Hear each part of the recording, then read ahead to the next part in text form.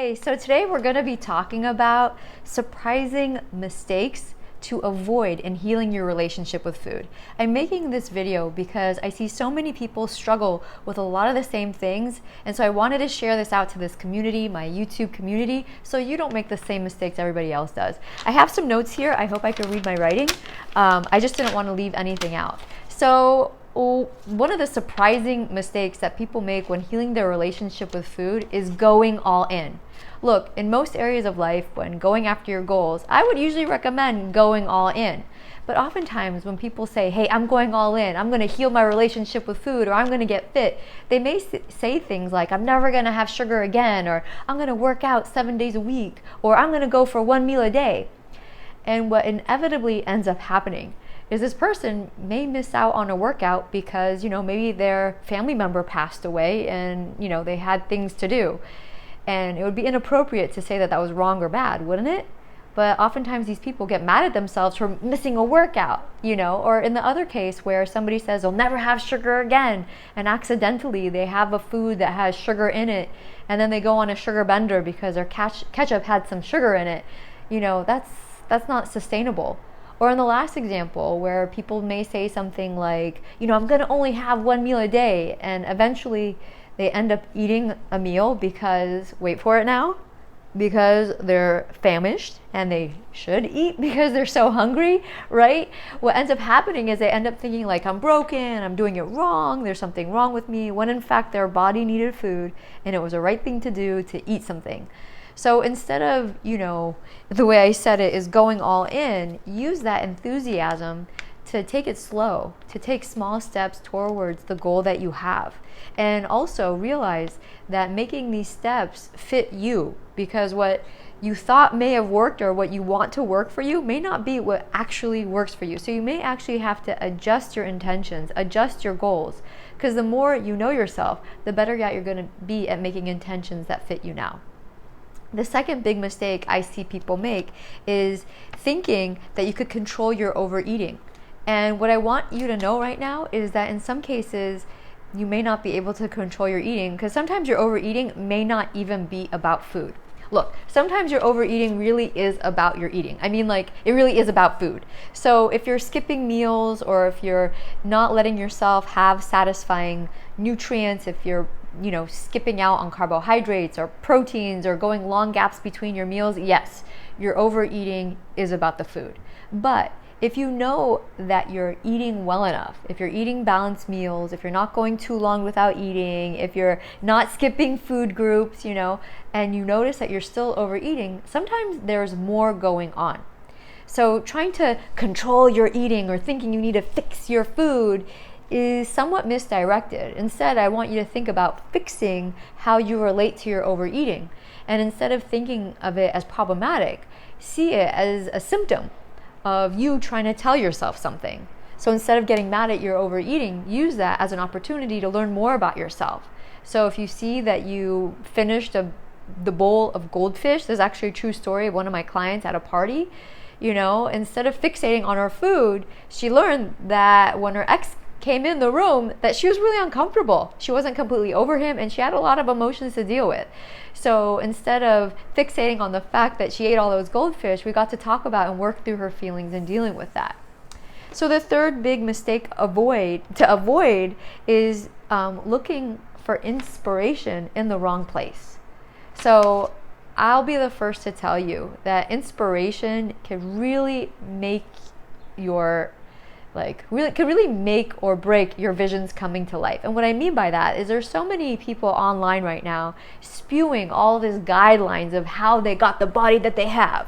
And first of all, what we end up doing is we compare our real lives to the highlight reels of their life. We compare our real bodies to filtered bodies that they're showing online. So first of all, that comparing never works. And oftentimes the recommendations that they're making, they may not be even following themselves. Trust me, sometimes these people are my clients and they're dealing with feeling so guilty because they're not really doing what they say that they're doing online. So I really don't want you to be listening to other people's advice. In fact, oftentimes when we listen to those people, we may ignore our own inner wisdom.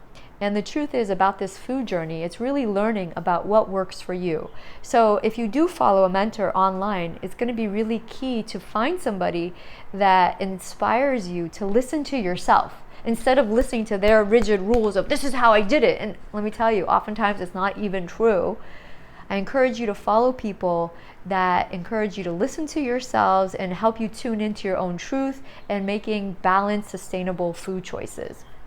And what I mean by sustainable is things that you could actually do long term, not like these quick fixes, water diets, and meal skipping, and all that type of stuff. And so the fourth suggestion I have for you, the fourth surprising mistake to avoid is forgetting or acting like you're not whole. Look, I really get wanting to have your life look a certain way. Trust me, almost more than anybody, I could say I totally get that. And a big mistake people make is putting their life on hold until they have the life that they want.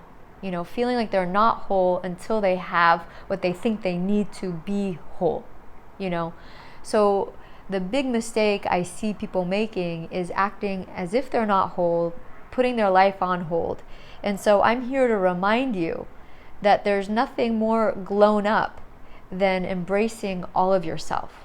You know, there's a saying that I've heard, you know, warts and all, loving yourself, warts and all, and this is no exception. So I want to remind you that there's nothing broken about you if you're still struggling with your food or your eating. So if there's a vacation that you want to take, a job you want to apply for, or a relationship that you want to go after, do it now. Don't wait. And by the way, if you don't want those things, admit that to yourself too. You know, don't blame it on your relationship with your food or your relationship to your body or what your body looks like. You know, admit it that you might not want these things right now. You don't have to blame it on your food.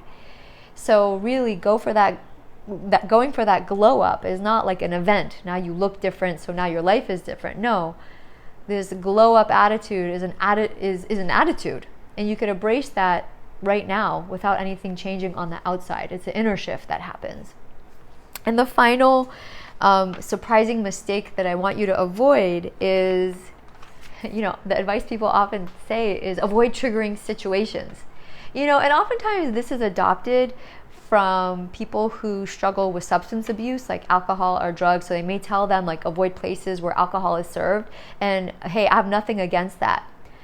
But that can't necessarily be applied to food for a couple of reasons. Like, because you can live a happy, healthy life and never have alcohol or a drug again. However, the thing about food is you need food to survive.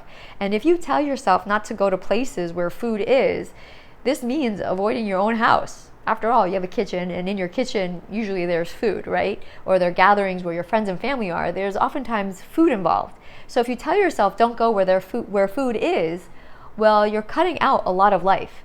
And the irony of that is when you don't go to places where food is, like spending time with friends and family, or, you know, learning how to adapt to having that in your kitchen, is you end up isolating yourself even more.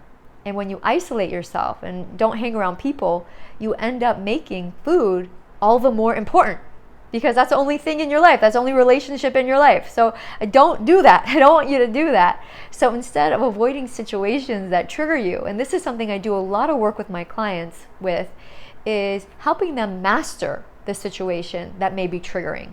Learning what about the situation is triggering. Is it the type of food that's served?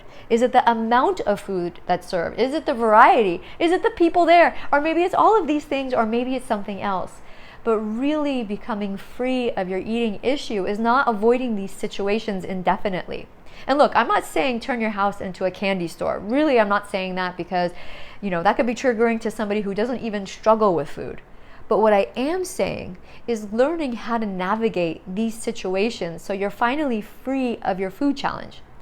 So again, if any of this sounds like something that you want to work with, this is what I help my clients with. So if you're new to this community, to my YouTube community, I invite you to, reach out for a private session with me where you can finally get this started.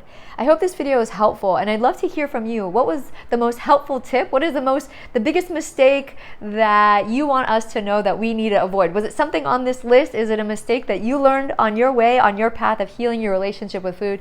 We want to hear from you. I love all your messages, all your comments. They mean so much. So hope this was helpful. Bye.